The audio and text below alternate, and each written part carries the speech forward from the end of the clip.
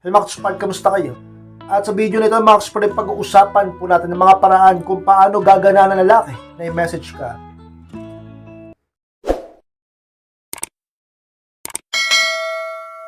At kung handa na kailangan sana po tayo at muli, be inspired!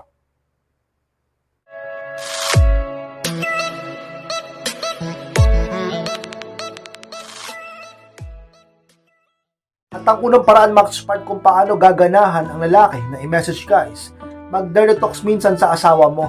Yan ang unang paraan kayo Kaspard upang ganahan ng lalaki na i-message ka. Alam nyo mga Kaspard, ang lalaki, lalo na kapag mag-asawa na kayo, isa yun sa mga pinakahinahanap niya. Isa yun sa pinakagusto lang siya lalaki na gawin sa kanya ng partner niya. Lalo na syempre kapag kasal na kayo, mag-asawa na kayo.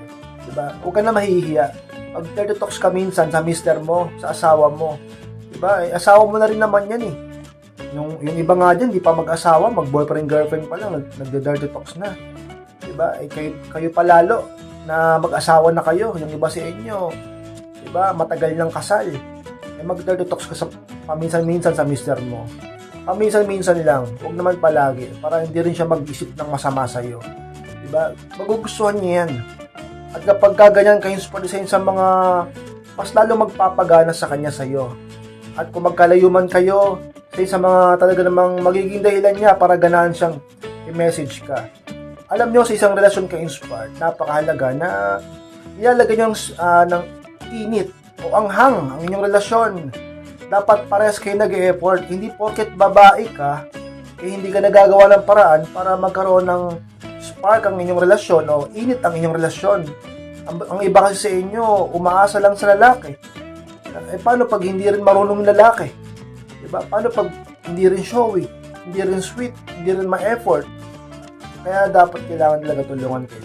So, sa mga paraan na pwede mong gawin, mag-dirty talks ka sa asawa mo, sa mister mo, upang ang lalaki ay laging ganahan na makita ka, makausap ka, o kaya naman ay i-message ka, ka-inspire. Pangalawang paraan, mga Kaspard, para ganahan ng lalaki na i-message ka is iwasan ang mga negative at toxic na message. Yung pangalawa, Kaspard.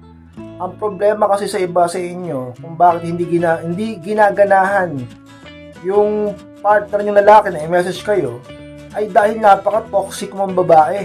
Napaka-negatibo mong partner.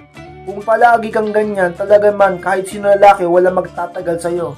At kahit sino pang maging partner mo, hindi gusto yung makausap ka pa ng matagal. Diba? Pero pag ikaw ay lagi kang positive, good vibes ka, hindi ka toxic, walang masyadong pressure. Alam nyo mga Kaspard, ang lalaki, yan palagi ang una magpaparamdam sa'yo. Yan baka siya pang laging una mag-chat o mag-text sa'yo o tumawag sa'yo. Sapagkat siya ay, di ba, may peace of mind sa'yo, may kapayapaan. Hindi yung katoksikan, hindi yung puro ka negative magsalita kung ano naman pikisabi mo. Yung iba sa inyo, puro pagdududa, walang tiwala, puro selos, puro pagbabalik sa nakaraan, puro pamboboysit sa asawa, pamboboysit sa boyfriend. Diba? Sa personal, nambubunganga ka, pati ba naman sa messenger, pati ba naman sa text, nambubunganga ka rin. Sa pamamagitan ng mensahe mo, sunod-sunod, talaga namang ka-inspired wa ganyan. Upang ang lalaki ay hindi magalit sa'yo. At ang upang lalaki, ganahan laging kausapin ka, i-message ka ka-inspired. Tatlong paraan, mga Kaspard, para ganahan ng lalaki na i-message ka is huwag sunod-sunod ang message mo sa kanya. Yung pangatlo, ka-inspired. Tandaan niyo yan, hindi dapat sunod-sunod yung message nyo sa partner ng lalaki. Matuto kang bumalaan silang ka-inspired. Huwag laging ibuhusan lahat sa relasyon. Tulad sa pagbibigay ng oras, sa pagbibigay ng atensyon at ng effort. Dapat sapat lang. Hindi yung porket sobrang mahal mo yung boyfriend mo, sobrang mahal mo yung asawa mo, eh, tatagtarin mo na siya ng message. Huwag ganun. Dapat, matuto ka rin magpaka-mysterious upang magkaroon siya ng pagkakataon na isipin ka kung anong ginagawa mo. Hindi yung lahat na lang sinasabi mo sa kanya, lahat na lang napakarami mong oras sa kanya, naiirita na yun sa'yo, may tumaya ka may tanong, may tumaya ka may message. Matuto ka magpa-miss. Huwag ka laging available at magpaka-busy ka. Sa mga sikreto upang lalaki hanapin ka. Sa mga talaga namang ka-inspired. Dahilan para siya ay ganahang laging magparamdam sa'yo. Sapagkat hindi niya lahat alam ang ginagawa mo. Hindi Hindi ka masyado nagbibigay ng sobra-sobrang oras sa kanya. Diba? Yun ang sikreto. Huwag kang laging magbigay ng sobrang oras. Pero dapat sapat palagi upang hindi ka rin magkulang. Kapag na-master mo ang bagay na yan, ang lalaking yan siguradong habang buhay kang mamahalin. Sapagkat palagi siyang mababalo sa'yo, kakaisip sa'yo. Ang sa mga sikreto upang manatili ang pag-ibig ng lalaki sa'yo ay manatili ka una sa utak niya bago sa puso niya. At kung mamapanatili mong ang sarili mo sa utak niya, ang lalaki ka-inspire, lagi kang nahanapin. At medyo mapapalayo yun sa tukso sapagkat ikaw lagi ang kanyang iisipin. Kaya, wag laging available. Yun ang pinakasikreto din eh. Wag laging available. Wag laging needy. Wag laging magparamdam. Kasi kapag palagi ka nagpaparamdam, pagpapakita yan na mahina ka masyado at masyado kang marupok at nagmamahal ng sobra. At ang mga nagmamahal ng sobra ay talagang nasasaktan sa huli. Matuto ka sa pagkakamali ng ibang nasaktan na sa pag-ibig. Ka-inspired upang hindi mo na pagdaanan pa. Talaga naman ka-inspired. Sa mga pwede mong gawin paraan upang lalaki ay laging ganahan na magparamdam sa iyo o i-message ka ka-inspired. Ang apat na paraan mag-inspired para ganahan ng lalaki na i-message ka is dapat ituring niyang ginto o mahalaga ang oras mo. Yung pang-apat ka-inspired. Kung bakit ang isang lalaki hindi ginaganahan na i-message ka sapagkat ginagawa mong low value ang oras mo. Paano nagiging low value ang oras mo?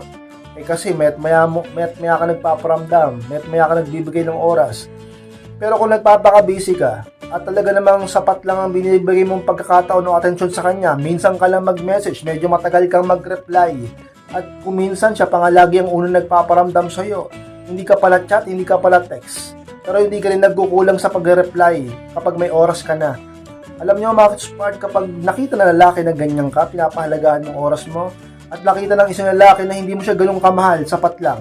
At nagpo-focus ka rin sa buhay mo at hindi puro sa pag-ibig, ng lalaki mababalo sa'yo yan. Tandaan nyo yan ka-inspired. Kung gusto mo na ang boyfriend mo o mister mo ay laging ibigin ka, kailangan ibigin mo rin ang sarili mo. Tandaan mo, hindi laging nananalo yung binibigay lahat sa pag-ibig, mawawalan ka lalo pagka ganyan ka. Talaga namang ka-inspire sa mga paraan upang lalaki ay talaga namang laging ganahan na i-message ka ka-inspire. Malamang paraan ma-inspire para ganahan ng lalaki na i-message ka is huwag ikaw ang palaging unang nagme-message. Ng palima ka-inspire sa mga pinakasikreto upang lalaki ay talaga namang laging mag-invest sa'yo. At kapag siya ay laging nag-i-invest sa'yo, laging nag-e-effort sa'yo, sapagkat siya ang laging unang nakakaalala at laging unang nagka-type ng message at nagsisend ng message sa'yo, talaga namang ka-inspired, mas lalo siyang mai-inlove sa'yo. Sapagkat kung bakit mas lalong na-attach o nai-inlove ang isang tao dahil sa investment. Nag-i-invest siya ng oras sa'yo at nag-i-invest siya ng pansin sa'yo. Mas lalo ang nagiging mahalaga dahil sa dami ng tao sa mundo, bakit ikaw ang pinagtutuunan niya ng pansin at binibigyan niya ng oras at pinag-e-effortan niya. Diba? Ganyan na eh. Kung saan tayo nakafocus, ayun yung mas lalo nagiging mahalaga. Ganun yan. Kung ano yung pinaglalaan mo ng oras mo, yun yung mas lalo mong pinapahalagahan. Ganyan yan. Kaya gumawa kayo palagi ng paraan upang laging mag-invest sa inyo ang asawa nyo. Gumawa kayo palagi ng paraan upang laging mag-invest sa inyo ang boyfriend nyo. Sapagkat kapag lagi siya nag-i-invest ng oras sa'yo, palagi siya nag-i-invest ng kung anumang bagay sa'yo, kung ano-anong binibigay niya sa'yo, palagi siya nag-i-invest ng pansin at talagang pag-ibig sa'yo, mas lalo siyang mababaliw.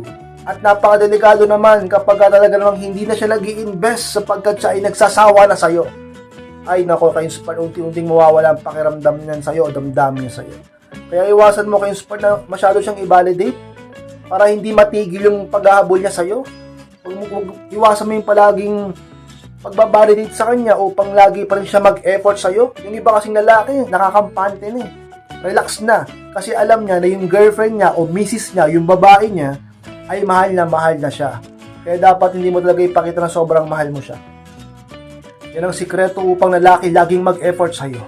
At sa mga paraan ka-inspire na dapat mong tandaan at gawin lagi upang ang isang lalaki laging ganahang i-message ka at laging hanapin ka ka-inspire.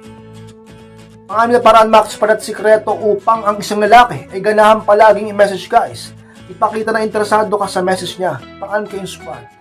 Sa pinakasikreto upang lalaki ay laging ganahang mag-send ng message sa'yo ang pagpapakita mo ng interest sa mga sinasabi niya o sa message niya. Diba? Una sa lahat, talaga naman na-appreciate mo. Pangalawa, hindi sayang yung sinadya sa'yo. Hindi sayang ang effort niya sapagkat nagpakita ka ng interest. Nagpakita mo interesado ka. Halimbawa, nag-message sa'yo. Ang message niya sa'yo, sabihin natin nandun siya ngayon sa SM para manood ng sine. Magpakita ka ng interest, sabihin mo, ay, maganda dyan, may bago ngayon dyan, ganito, ganyan. Bumili ka na rin ng popcorn, o kaya naman ganyan. Tapos, kailangan, bago ka pumasok sa sinihan, kumain ka muna, para di ka gutumin. Mga ganon. Diba? Hindi lang basta okay, hindi lang basta ingat.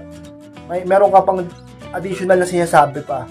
Diba? Isipin niya, okay ka, talagang, hindi sabihin natin, iniisip niya, at talaga namang pinapahalaga niya yung mensahe ko. Kung ano ring idea pumasok sa isip niya at binibigyan pa ako ng suggestion, mga ganun ka-inspired, nagbibigay pa ng opinion. Huwag kang boring. Dapat ipakita mong matalino ka at lagi kang interesado sa mga sinasabi niya at sa message niya. Mas lalo kang magugustuhan ng isang tao kapag ka interesting ka, sapagkat palagi ka nagbibigay ng importansya sa sinasabi ng iba. Hindi ka nila gugustuhin makausap ka kapag ikaw ay bastos. Yun ang una. Pangalawa, hindi nila gugustuhin makausap ka kapag ikaw ay walang kwentang kausap. Pangatlo, hindi nila gugustuhin makausap ka kapag boring kang kausap at hindi ka gumagamit ng utak mo, ng logic mo. Dapat ka-inspired, interesado kang kausap.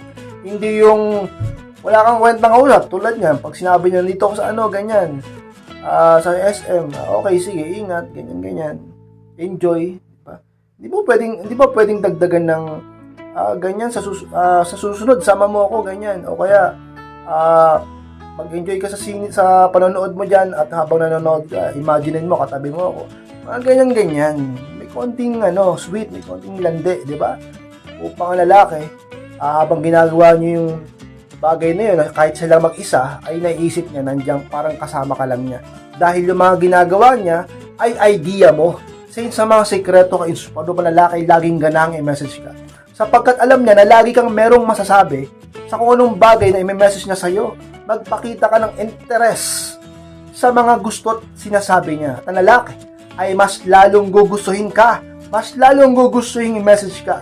Laging gaganahan sa'yo at mas lalo kang mamahalin ka inspired. Ang itong paraan Max-Pard para ganahan ng lalaki na i-message ka is mag-send ng sweet at nakaka-inspired na message. Pabito ka inspired.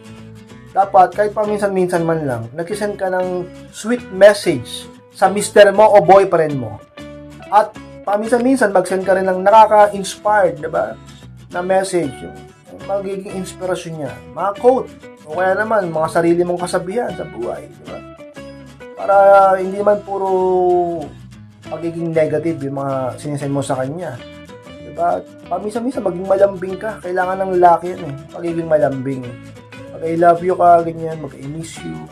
At palagi mong isama mo na rin ang Panginoong Diyos para masanay rin siyang manalangin sa Panginoong Diyos. Diba? Lagi niyong isama sa inyong relasyon ang pagtitiwala sa Panginoon upang kayo ay laging gabayan ng nasa taas. Sa mga sikreto upang magtagumpay kayo. At sa mga bagay na pwede mong gawin, paraan upang lalaki laging ganahang i-message ka. Sapagkat alam niyang malambing ka o sweet kang tao at nagbibigay ka ng inspirasyon kahit pa hindi man kayo magkasama, at least sa message mo nai-inspired na siya ka-inspired. Inspired, maraming salamat po sa pagtapos ng vlog nito. Kung kalimutan na mag-like, comment, and share na rin po upang makatulong din tayo sa iba. Sa mga hindi pa po nakasubscribe, click nyo na po yung subscribe at click nyo na po notification bell sa baba. At sa mga gusto pong magpa-coaching o magpa-advise, meron lang po ako sa akin Facebook ay may profile picture ko. Pakichat ako mismo magbabasa ng mensahe nyo at ako rin ang siyang mismo magre-reply sa inyo. Maraming salamat mga ka-inspired. Mag-ingat kayong lahat. Mahal ko po kayo at muli, be inspired!